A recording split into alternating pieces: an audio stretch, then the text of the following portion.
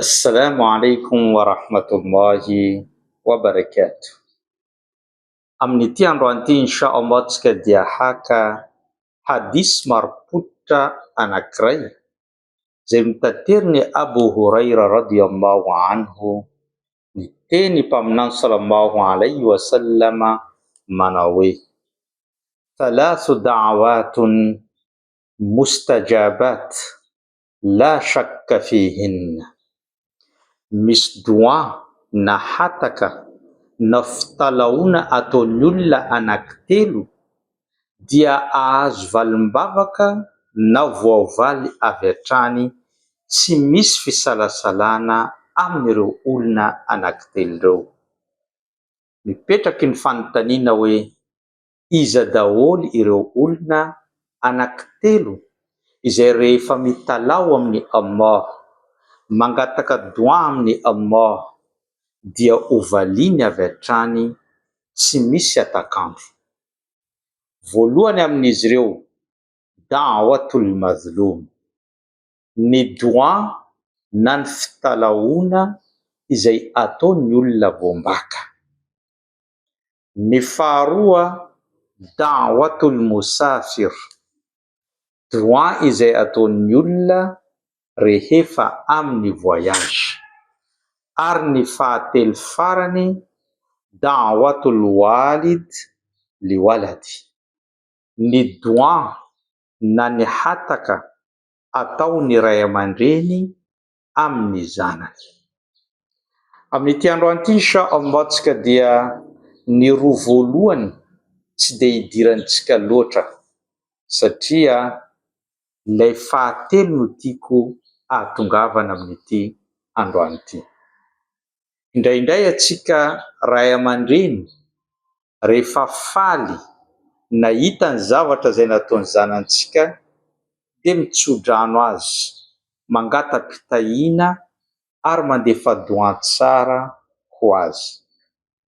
Fa ny mampalahelo, raha sendra nanao ditra iny zanakintsika iny, na niopefy, na nanao zavatra izay nahatezitra antsika, dia fanozonana na teny ratsy na doa ratsy no asetsintsika azy ireny. Tadidio anefany fa ny doa ratsy izay ataonao amin'ny zanakao dia hovaliany Allah amin'izay fotoana izay, ary tsy fantatrao hoe oviana moa io lanitra io no misokatra amin'ny anao mamoaka teny mamoa fady na mamoaka teny hafahafa amin'ny zanakao izany. Andaotsika aka ohatra anankiroa izay hita fa nataony ray aman-dreny tamin'ny zanany. Misy manam-pahaizana anankiray ny tantara. Fonizao mbola kely hozy izy dia nilalao vorona tamin'izay fotoana izay. Amin'ny mahazazany tenako hozy izy dia tsy fantatro inona zavatra izay nataoko fa tapaka ilay tongon'izany vorona izany. Rehefa nahita an'iny ny reniko dia tezitra mafy ka namoaka teny manao hoe: notapahanao tongotr'io vorona io, mbola ho tapahany Allah ny tongotrao.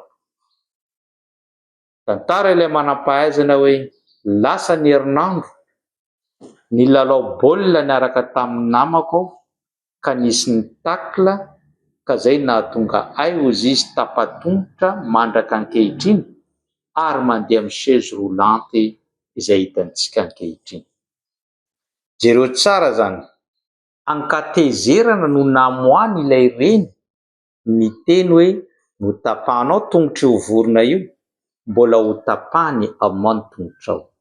Tsy nandalo herinandro afa-tsy hoe tanteraka avy hatrany ilay teny ankatezerana nataony izany reny izany. Lasa nandeha ilay zaza tapa-tongotra mandra-pahatongan'izy lehibe nanambady dia tsy afaka mamindra amin'izany tongony izany noho ilay doa ankatezerana nataony izany reny izany.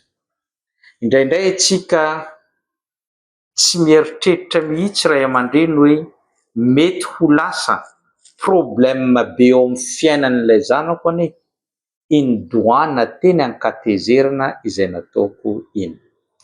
Tadio ray aman-dreny hajaina fa ny zaza dia maditra foana amin'ny mahazaza azy, satria tsy mbola vorosaina izy, tsy mbola feno ny saina maha olona azy ka manaonao fahatanina tia manandrakandraka ka aza raisina ankatezerana na hanao doan ratsy azy raha sendra ny eopefy izy, fa anary tsotsotra ary metezana ho ray aman-dreny manome tsodrano fa tsy sanatria ray aman-dreny mpanozona eto ambony tany. Mbola omeko tantara fanondroana ianao amin'izany zavatra izany. Nisy lehilahy anankiray avy niasa, niditra tao an-tranony izy satria ny vadiny sy ny reniny dia miara-mipetraka ao amin'ny trano anankiray, ka niady ny reniny sy ny vadiny tamin'izay fotoana izay. Rehefa niady ny reniny sy ny vadiny dia nila vonjy taminy ilay reniny hoe mba ampio zao zanako amin'ity vady tsy manjarinao ty. Iny lehilahy iny efa reraky ny asa avy any, mavesatry ny lohany mbola nampiny ady tao anatin'izany tokantrano izany, ka nanapa-kevitra izy hivoaka ny trano andeha haka saina ary andeha hijery hoe inona ny solution. Rehefa nahita an'iny ny reniny tsy nanampy azy ilay lehilahy ka tezitra namoaka teny hoe andeha hivoaka anao ozy izy dia ndana mivoaka ary tsy miverina etsony afa-tsy ny fatinao. Jereo tsara zany teny navoaky ny reniny izany: ianao tsy niaro ahy mandehana mivoaka n'ity trano ity ary tsy ilaiko miverina eto anao raha tsy efa fatinao no miverina eto. Lasa ilay lehilahy nivoaky ny trano, tratry ny asaloha tany am-piasana, nahita ny zavatra izay nandalo teo amin'ny vadiny sy ny reniny, nandeha moramora izy nanaraky ny lalana, indro nisy camion lehibe avy any nandeha nandona azy ary maty tsy tra-drano izy tamin'izay fotoana izay. Afaka 10 minitra na 20 minitra taorian'ny nivoany, iny tokoa noentina niditra tao amin'ny tranony ny fatiny. Teo vao tonga saina sy mibabababa ny tomany ilay reny, satria ny vavany voaky ny vavany hoe mandehana anao mivoaka eto ary tsy ilaiko miverina eto afa-tsy ny fatinao. Iny tokoa fa narahany amao ilay doany ary noekeny amao ilay doany ka fatiny izany zanany izany no tonga naterin'olona afaka 20 minitra n'izany. Nenina tomany no niainan'izany reny izany. Ka ho anao ray aman-dreny, mbola verika ety ihany, io zanaka io indraindray manao zavatra mety tsy mifanaraka amin'ny saintsika. Ireo zanantsika mety manao zavatra mahatezitra antsika. Ireo zanantsika mety manao zavatra tsy normal, saingy tandremo ny manao doan ratsy na ihany koa manozona azy ireo fa ho tanteraka izany. Teny manam-pahaizana anankiray manao hoe loza ho an'ny ray aman-dreny izay niteraka no sady nanabe ny zaza anankiray nefa novonony. Gaga ireo mpanaradiany sy ireo mpianany hoe amin'ny fomba ahoana moa ray aman-dreny nanabe, ray aman-dreny nitaiza ny bevoka nandritra ny 9 volana ny jaly nefa novonony ny zanany. Tena maly izany manam-pahaizana zany hoe amin'ny alalan'ny doan ratsy sy ozina izay ataonao ny zanaka, satria mandaitra izany ary anisan'ny doan izay hovaliany amin'ny tsy atakandro ny doan izay ataony reny sy ny ray amin'ny zanany.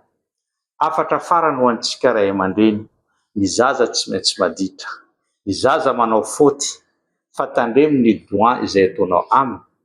Metezana ho ray aman-dreny mpanome tsodrano, mpanao doan tsara, fa tsy sanatria doan ray aman-dreny mpanozona sy mpanao doan ratsy eo amin'ny fiainantsika andavanandro.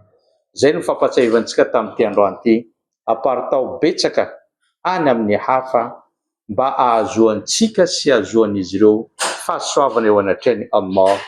Wassalamu alaikum wa rahmatullahi wa barakatuh.